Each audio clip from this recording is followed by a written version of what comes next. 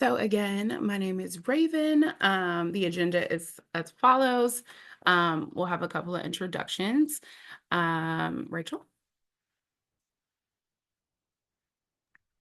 Good morning, everybody. My name is Rachel Donegan. I'm the Director of Partnerships at the Baltimore Civic Fund, and today I am acting as Raven's note taker. Thanks for joining. Rachel is going to monitor the chat for your questions because I can't see it while I'm presenting. And Tanya. Hi, my name is Tanya Miller Hall. I'm the Senior Advisor for Arts, Arts and Culture for the Mayor's Office. I'm a bit under the weather today, so I'm going to turn my camera off. Thanks, Tanya. I'll tell you quickly about Baltimore Civic Fund. I'll tell you quickly about the Artist Grant Fund itself. We'll get into the application, next steps, resources, and Q&A.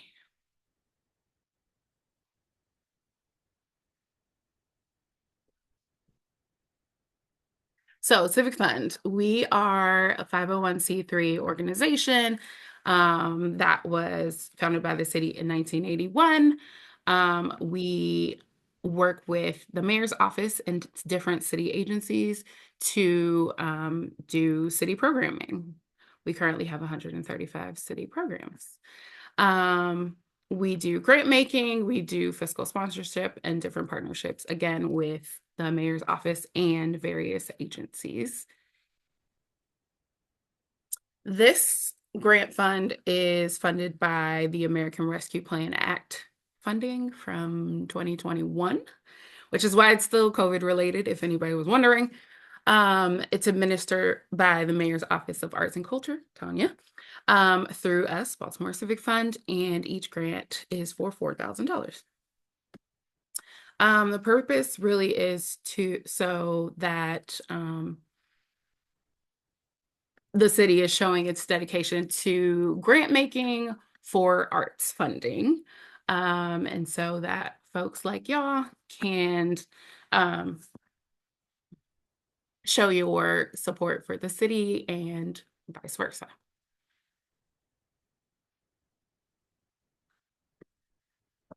So the timeline for the grant, it opened on March 3rd. All your questions, your requests for information about the program should be submitted via the email address I gave, submissions@baltimorecivicfund.org, or this session by the 24th. We'll have a final FAQ updated on the website by the 26th, and the applications close on Friday, April 4th. At 11:59. It is automated. It closes at exactly 11:59. You cannot submit at midnight. And then we'll do our review and all of those things, and we'll have updates to all applicants, whether you got it or did not, in late April. Eligibility. So some of the main key points for eligibility is that you have to be a Baltimore City resident. The way we are asking you to show that is providing a copy of the front of your license or ID. It does need to be current and valid. So if it's expired, you will need some other form of proof of residency. And so those are listed here. It can be a utility bill in your name, a lease, or a bank statement with your name and current Baltimore City address on it. Also, if you are a registered business, so if you are a sole proprietor or a single member LLC, that is registered with the state of Maryland, we do need to see your good standing. The different options are here for how you can show us that. We can take a screenshot from this website. It's linked here. You can also provide us with a PDF or an actual certificate. So the financials required for this application are your completed signed tax returns for 2019, 2020, 2023, or 2024 if you've already done them for last year to show your income. And it should include a Schedule 1 or a Schedule C to show your business entity. I am going to pause for questions. Again, I cannot see you, so if you want to just come off mute, you are welcome to. And Rachel, if you have questions in the chat for me, feel free to tell me. I do see Nothing Peter. in the chat yet. I have a question. My name is Spence. How are you? Hi. Thank you so much for hosting this today. It's greatly appreciated. So I had begun filling out the application on March 3rd, and I got a little intimidated when it got to the tax portion of this. A little bit of background of myself. I have been a musician for as long as I can remember. And that has been a part of my income. But in 2019, I had recently moved back to Baltimore, and my artistic practice was like kind of all cash at that point in time. So what I guess my question is, if I submit for this grant, would I still be eligible if my artistic practice was not collecting funds that were traceable via taxes at the time? That is a very detailed and specific question, Spence. So if you could put that in the chat or send it via email, Okay. we can send you a detailed response. Also, like if you have those type of questions about it, I would submit your application. And there is a period that I'll talk about a little bit later in this presentation where if we see something that doesn't work, we will give you an opportunity to fix it. Okay. Thank you. Peter, and then Ruanda. Sorry if I messed that up. Oh, yeah, I also put it in the chat. Just based on the requirement around what if either Form 1 or Schedule C, that are individuals who aren't incorporated as an LLC are individuals eligible to apply as well? Yes. Okay, thank you. Hello, you said my name almost right. It's Rueda. Sorry. Good job. No, no problem, no problem. My question, it was kind of similar to the first person's question. I'm a teacher full time, so mine is going to reflect more like my teacher's pay stub, as opposed to my artist. I'm an artist, entertainer. So my question was the same. I'll drop that in there, and if you can all can email me the answer as well. I Yes. also have a part two to my question. I also am having issues uploading it. It keeps saying my taxes, I guess the forms are too long, it's not in the right file and things like that. So is there an office that we can just bring a paper copy to or no? There is not, but I can check the limits on the size of files Okay. to make sure that larger files can be accepted. There is at the bottom of each upload section, it tells you what kind of document it can take. Most of it is either PDF or Excel, I think are Right. the options. So yeah, I will take a look at the limits. It may just be that it's not Thank you. high enough to accept larger documents. Gotcha. Because I even converted it to PDF and things like that, and it still wouldn't take it. So Okay. yeah, I'll check thank on you. that. Thank you. I appreciate it. Crystal. Hi, so I'm Crystal, Executive Director of Audacity Art Alliance. And so with our application, we're an art organization, and we're working with artists that will be able to benefit from this funding that is participating in our programming. So with our application, will we put it in as the Audacity Art Alliance, or will we put it with the artist so they can submit all these like individualized tax documents and residency and different things like that? It will be individuals. This isn't for organizations. Okay, So yeah, each individual. perfect. There is an option if you are helping someone, there's a Mm-hmm. collaborative option on the application where you could, multiple people can log into the same application and work on it. Okay, perfect. Awesome. Thank you so much. Mm-hmm. Shatia. Hi, good morning. My question is a little bit similar to, I guess, the W-9 thing. I have, of course, my regular full-time job, but I've been an artist and in the dance industry and acting industry since 2016. But my income is kind of like my invoices. And so I don't know if that would be acceptable if I can upload invoices, because I do have invoices and receipts, but it's not on a tax form. Like it's like my PayPal, like Vimo, contracts, consent forms that I've signed with artists and agencies. And I have W-9s for some of my movie projects, but I don't really have like all of that for like my dance workshops or like when I'm working with my students. So I'm not sure if I would be eligible or not.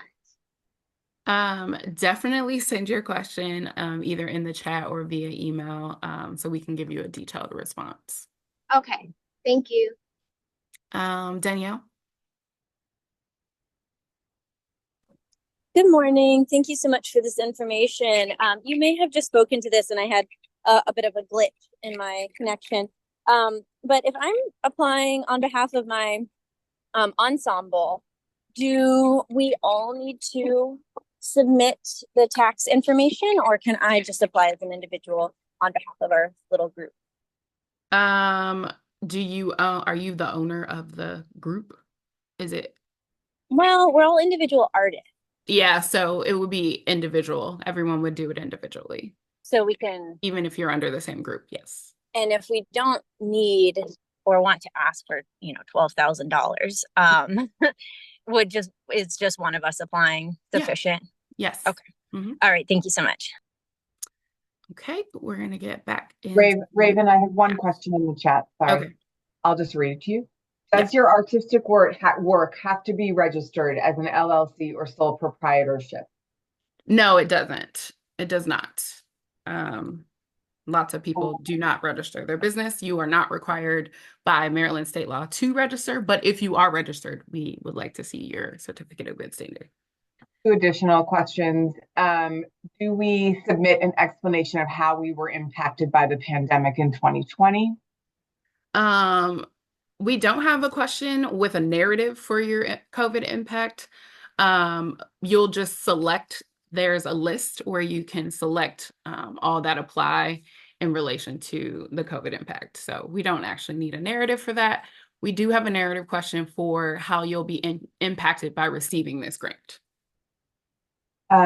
David Human is trying to ask a question. He can't figure out how to raise his hand. David, just take yourself off mute and go ahead. Or I might be Raven, am I a co-host, or can you unmute him? Yeah. I got it. Okay, great. Okay, great. So, yeah, I guess this question might be sort of similar to one that others will have asked. Is my work as an artist, or specifically as a musician, I've always just been a sole proprietor, and don't have an LLC for that. However, I do have an LLC for an unrelated business that I've maintained, and I guess just like when I submit the tax stuff, like how would that, would you look at the one and not look at the other, or that sort of thing? We're looking at total income, not just from your arts practice. Oh, okay. Well, total income would still be probably fairly low. So, all right. Thank you for that. Raven, one thing I would suggest for those of you who have your hand raised and you've already asked your question, if you click on the hand symbol again, your hand will go down so that we know that we've spoken with you. That's great. And one other question. I don't have all of my work reflected in my tax statements, and I have split my work between Baltimore and New York. Does that matter? I'm gonna have to check in with our city partners on that one. I am not sure. So if you could write if it's already in the chat, we'll take all the questions from the chat and respond to them, to whoever sent them individually, and we'll add it to the FAQ if it's not super specific, or a generalized version of the question to the FAQ. So I'll definitely get back to you on that one. And last question in the chat. I do not have a W-9 for my art, but I do have a W-9 for my day work. I have detailed receipts, contracts, and invoices. Will that work? Again, we'll have to check on that. The way the application is currently, there isn't a place to submit other types of documentation.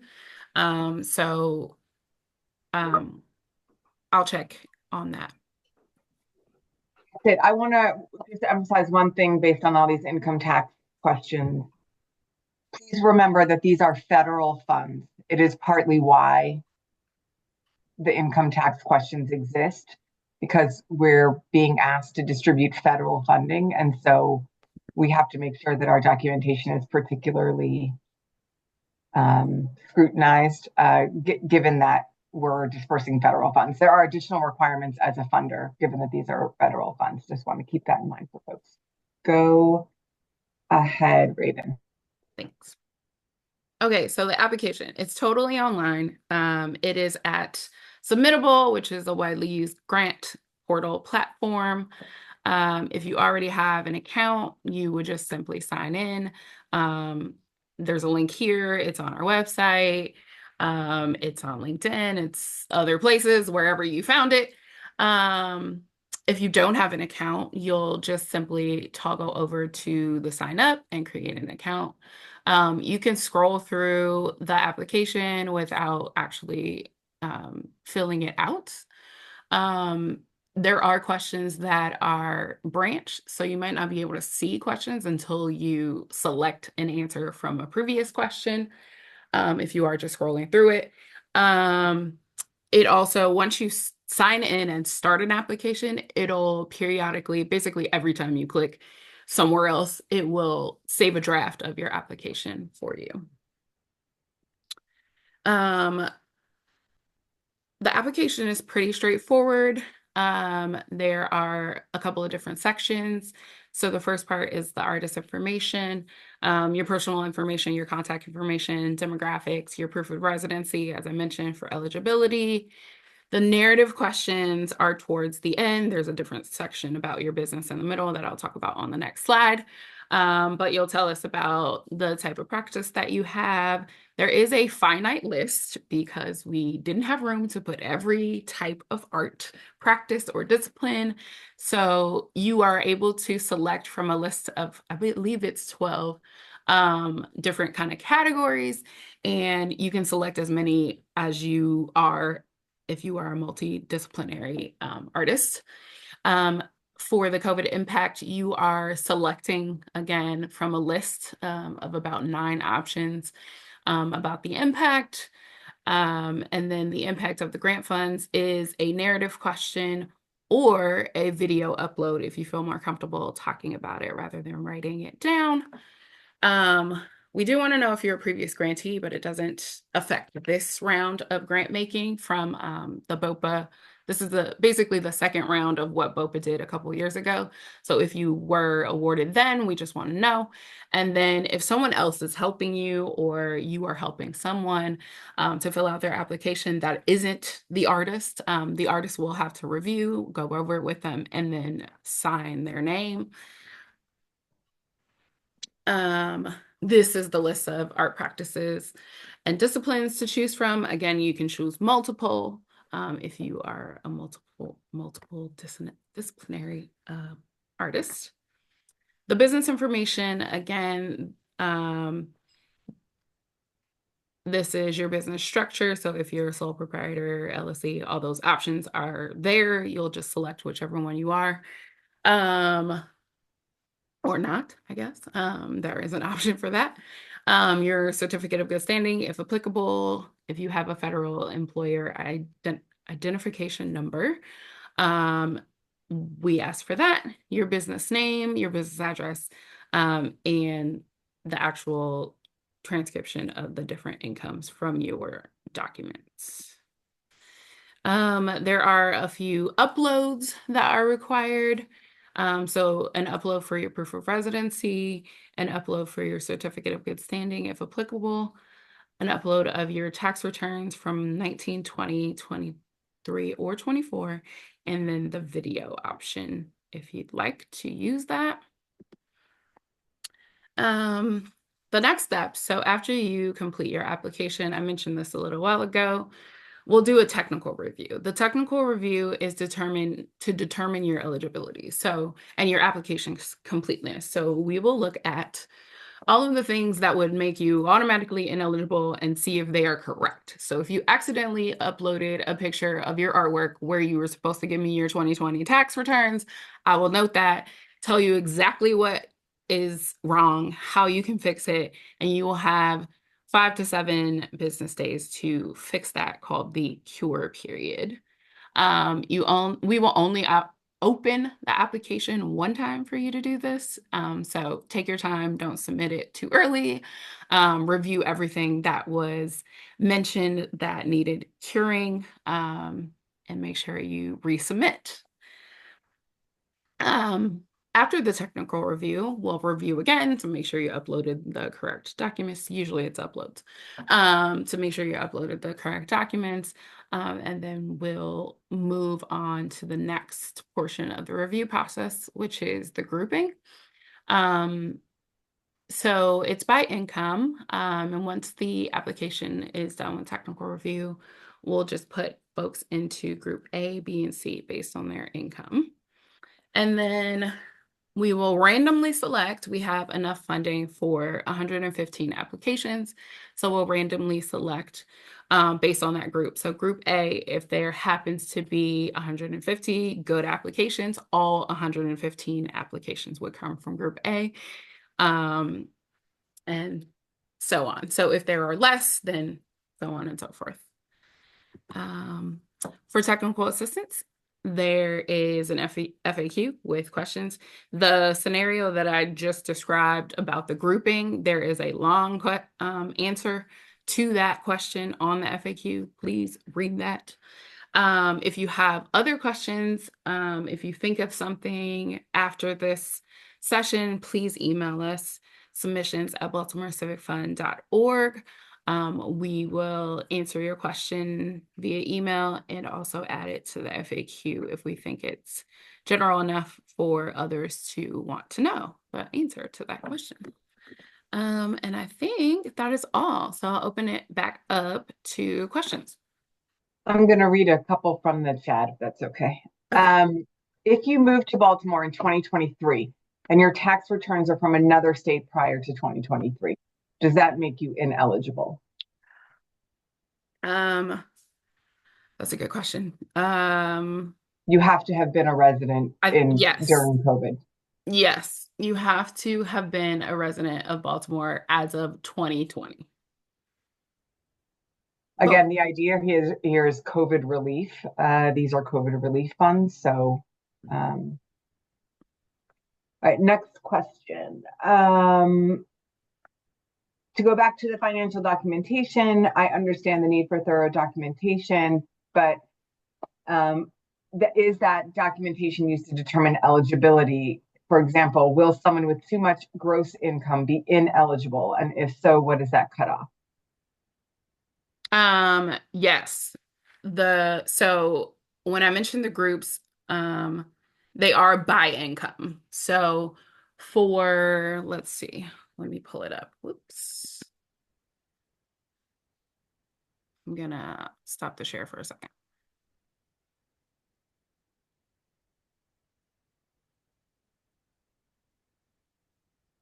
Okay, so the first income threshold is total reported income from all sources. For 2020 is between $0 and $52,164.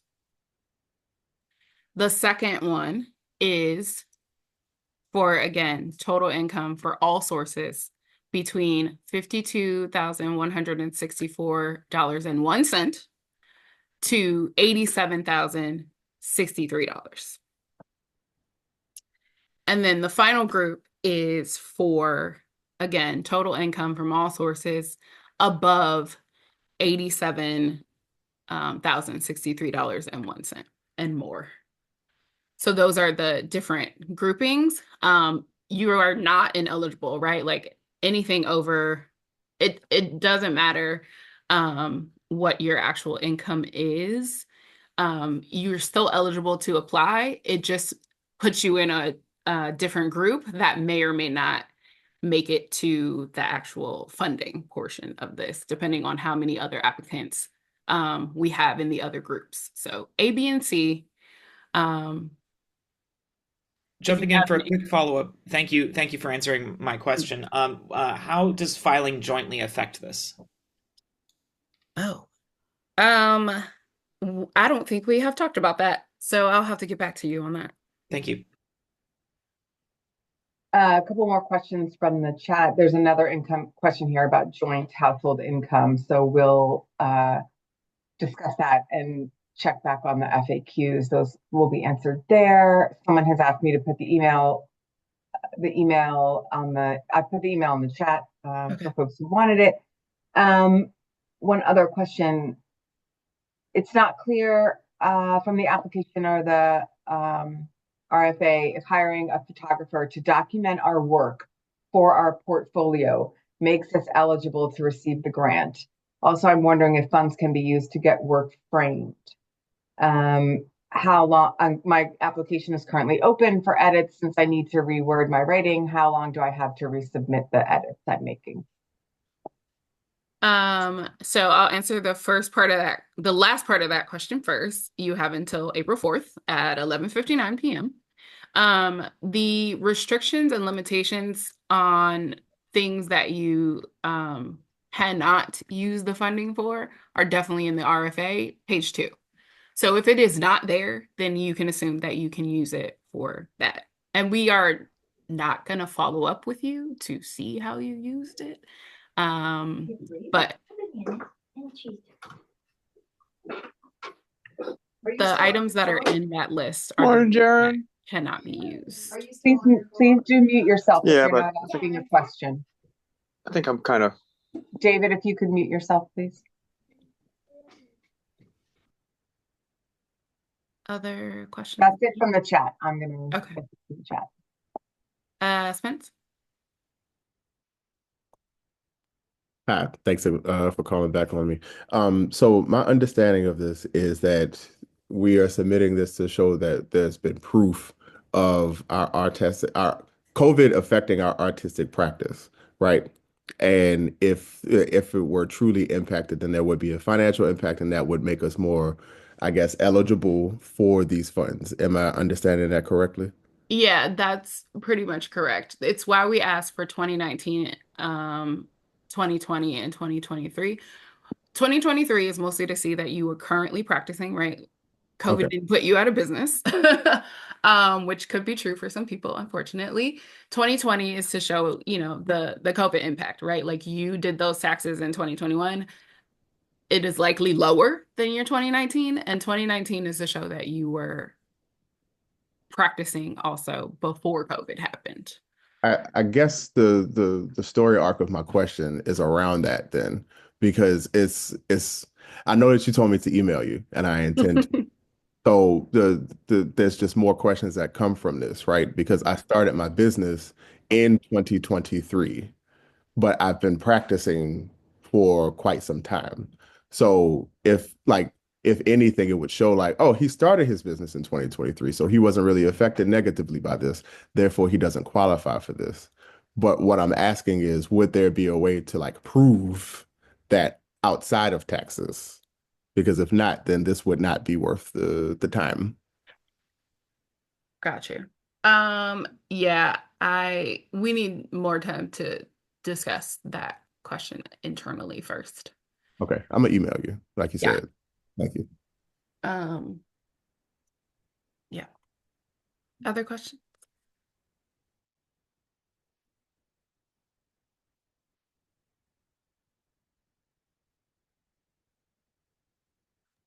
When? Nothing else. I'm not seeing anything else in the chat. Okay. If there are no more questions, thank you very much for joining us. This is our website. This is where all the information lives. If you have specific questions that you want to ask, please do so via our email, which I believe Rachel put in the chat. Yeah, hopefully everyone should be able to see it. It's there at 10:03 from me. I'm sorry, one additional question. What if you lived in Maryland but not Baltimore during 2019? You have to be a Baltimore City resident in 2019. Sorry, one other question. Income went up slightly in 2020 compared to 2019 due to taking out on more outside work and pausing my art practice. It has since gone down due to COVID. Does that does that initial increase make me ineligible? No, it's the overall total income.